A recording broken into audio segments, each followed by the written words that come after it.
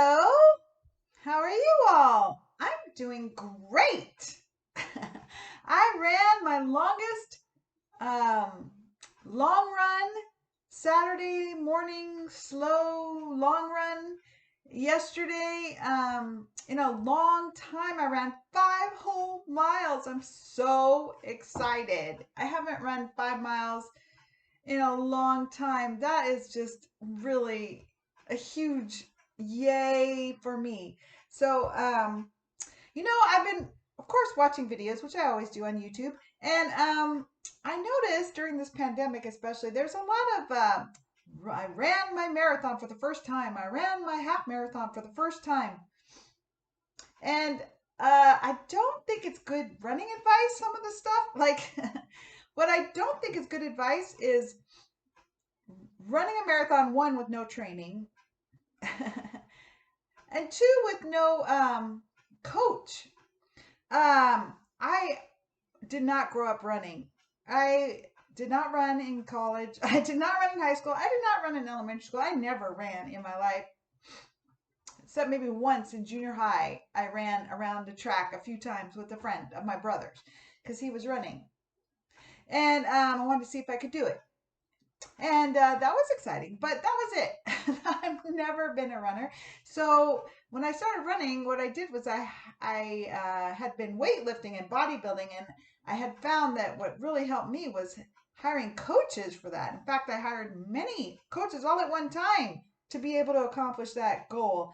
So I thought, well, I guess I should look at hiring a running coach to start running so I could get fit after I had gotten unfit again. So I messaged on Facebook a friend of mine that I knew did like free kind of running training groups, like starting out, kind of couch to 5K, which I didn't know existed at the time, but I saw them meeting and running around town.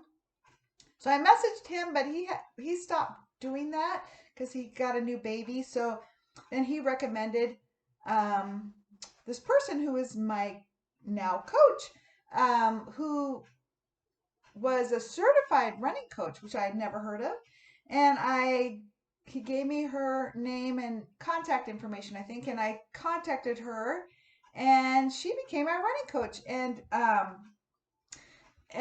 she's still my running coach. And I don't know how many years ago that was, maybe 10 years ago. No, not 10 years ago. 2016, something like that. So 6 years ago at least. And she is fantastic. And I have learned so much, and I continue to learn so much from her. I didn't know anything about running, and I see people like on their videos, and they're like, this one woman was like, she was gonna race her first ever marathon or something, half marathon, the next day, and she got her first goo ever, or gel. And she's like, well, how do I use this? Should I use it tomorrow? And where do I put it in my pack? And it's like, oh no, this is not good. So I learned about, what to wear, and what Garmin watches, and hydration packs, and training plans, and different kinds of training that you do, and racing goals, and racing tips, and running form, and running rules. Like, don't try anything new on race day. Like, practice everything before. I also have watched a lot of videos over the years, and like when I was doing a couple little tiny, like what are they called? Triathlons for fun, no big deal. But my first ever, I started watching tons of triathlons on YouTube, and I got great advice from the pros, Mark Allen and Dave Scott, and the elite of triathlon is great information. I bought a lot of books too. And one thing I learned from that was, practice the race, do simulations, and runners talk about that too. Like, train on courses that are like the race. Like if it's a hilly course, practice running on hills. If it's hot, practice running in the heat. If it's cold, practice running in the cold. If it's long, practice long runs. If it's short, you do a different kind of training. Practice a course, practice the course you're going to do, practice a course that's similar.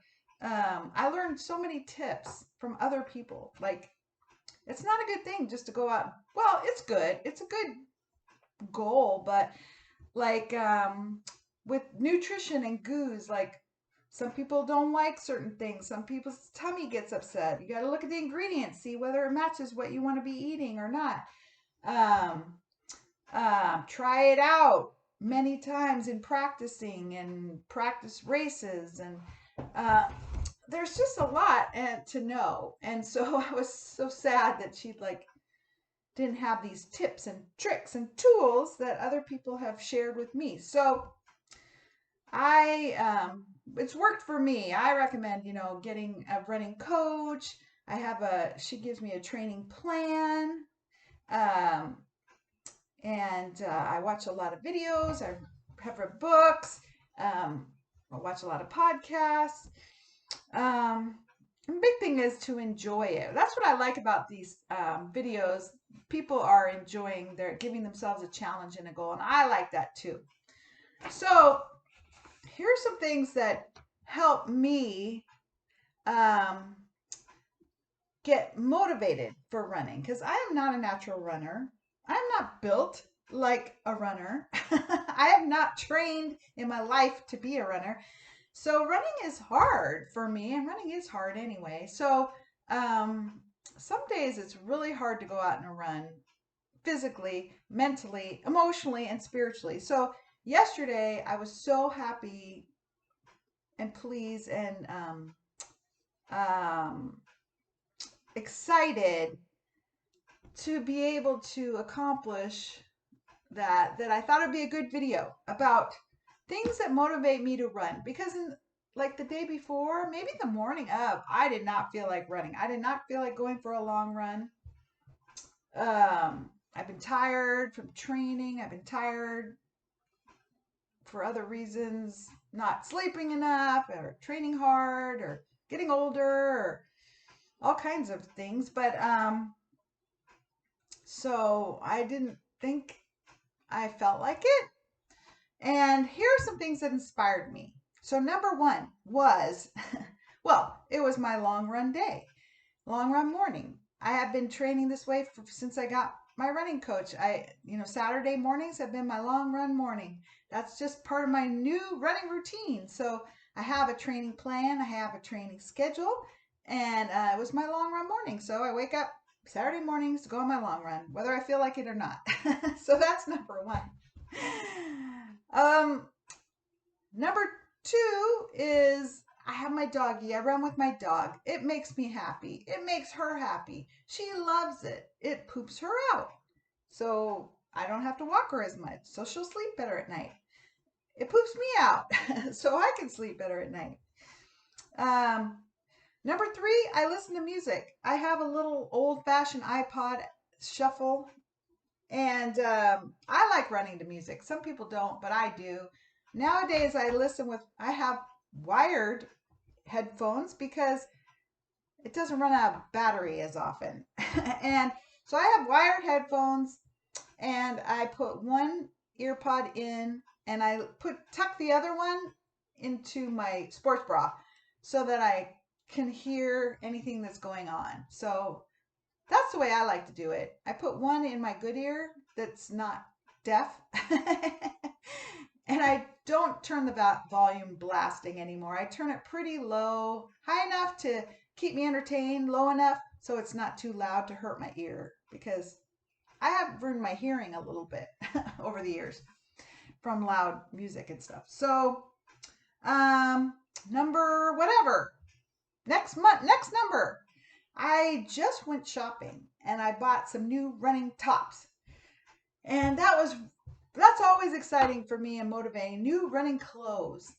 But this was a new running top, and it was a size smaller than I usually get. And so that was really motivating. So it's like, oh, this is working for fitness. So seeing the results is really motivating. That's another one. Seeing the results in a lot of ways, in time or distance or fitness or tone or mood or um, seeing the results. Next one.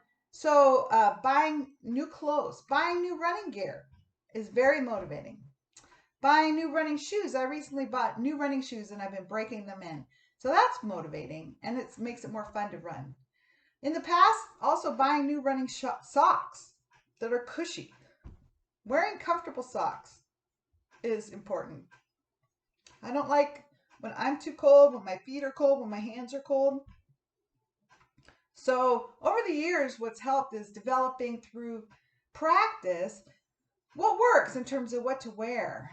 Like what's a comfortable sports bra? What's a comfortable layers? What's comfortable for sweat? What's comfortable for warmth? What's comfortable for cool? What's comfortable for hydration? My hydration packs. Um, it's all by trial and error, but when I'm comfortable in what I'm wearing, it makes a huge difference. If I have new like running leggings which never fit right and they're falling down as I run, or they're too tight, or they're too loose, or they're too cold, or they're too, oh, it's a nightmare. So trying out different leggings, seeing what's comfortable, oh my gosh, that's a forever journey. But so wearing comfortable clothes that I've discovered over time, getting something new that's comfy and great to run in, it's very motivating. Running successes, I mentioned that if I have a successful workout or successful training or successful race, it's very motivating. On the other hand, I have days where I have very bad races and I have very bad trainings and I don't meet my goals in my head, or those are very unmotivating. So sometimes I go for a little roll of unmotivation because I had a bad race or a bad training, and it takes me a while to recover. It takes a lot of times it takes rest, um, time, keep going until I get a successful new workout or training in. Then I'm motivated again. That's another thing that's motivating is good rest. Good night's sleep is really motivating for getting up the next morning and running. Being well rested is very motivating. Um, what else? Eating healthy is very motivating. Like if I eat bad, I do not want to get up the next morning and run. There is no way. Or if I eat bad during the day, I don't want to run that day. So eating healthy keeps me very motivated to go work out in whatever workout I'm doing. Having my coach that I'm accountable to and that is motivating also. Having a training plan given to me so I'm motivated to accomplish those. Having a training partner. My coach runs with me once a week for our training plans. That's really motivating. And it really helps me reach my goals better than me trying to do it all myself, because I won't push myself as hard because it's hard. And she makes me continue when I don't want to. Having a friend to run with. Signing up for a race for me is very motivating. Then I have a goal, a reason to go out and do a training run. Very motivating for me. An upcoming race. I have an upcoming race in 2 weeks, so I've been training towards that. So I've been pushing my distance, and pushing my training in a way to meet that race, which I do pretty much every year. So I know the course, I know what it's like. So I have that in my mind so my training workouts, I visualize running that race. I visualize the course. I'm kind of moving my training to meet the course. It's a lot of uphill. Lately, I've been trying to add runs uphill during my long runs even, which I usually would avoid, to build that hill strength. Speed work. There's a reason for the speed work, which is to try to run that race faster. At least not horribly. It doesn't even matter. But so having a race in mind. is very motivating for me. So that's been keeping me motivated for sure. Um, uh, Recovery. I've been stretching pretty much every day. I go to a chiropractor once a week. Stretching, foam rolling, being good to my body to prevent injury as much as possible. It's easy to be injured running. So I've been learning that over the years. I'm trying to learn how to prevent a lot of injuries. They come, they go. I currently have kind of a pulled hamstring, trying to ward off plantar fasciitis, but that's why I'm stretching every day, pretty much. Not every day, but and really careful about my shoes and my socks. I really want to keep my bottom of my feet cushioned.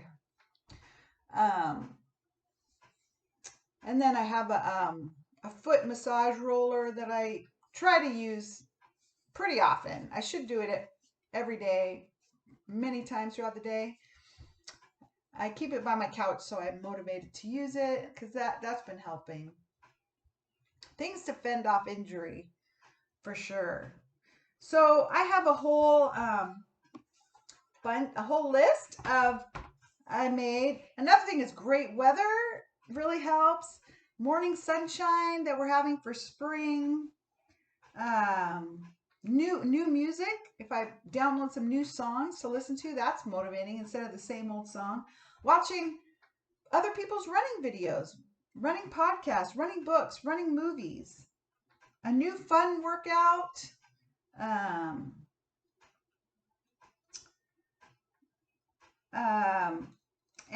trying to keep a positive mindset, trying to smile when I run. I watch my doggie Ginger, and she's having so much fun that makes me have fun.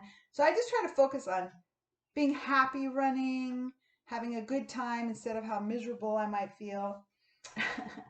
Making it fun as possible, celebrating that I can, celebrating being outdoors, soaking in the outdoor weather, and air and sunshine and the beautiful scenery that I enjoy.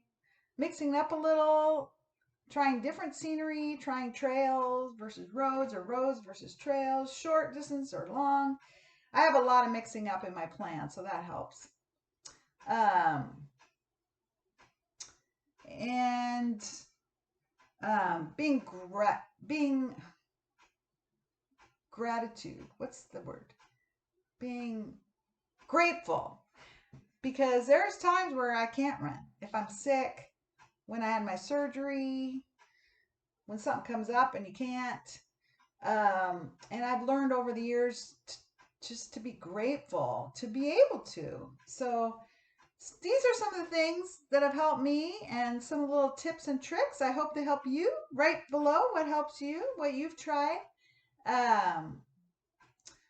Most of all, get a coach, get some friends that are runners to give you tips and tricks and help you practice with running gear and show you how to use it, teach you about running plans and the different kinds of runs, tempo runs, sprints, long runs, interval runs, all kinds of stuff. And help you pick how often to run, how far to run. I only run 3 days a week. I don't run high mileage, just, over, and you change over time on whatever your goals are, but help someone walk you through that, figuring out how to put something together for where you are right now, what your life is, what your work is, what your stresses are, what your goals are, things like what your health is to help you put it together. I really recommend Mark Allen. He's got lots of good tips. And his original coach was Phil Maffetone, Maffetone, who has a great low heart rate, long endurance aerobic, build your aerobic capacity theory, which is really amazing. Sage Canaday here on YouTube, Canaday is really great. And then there's so many people. Find people you enjoy and that inspire you too. Okay, hope that helped. Bye.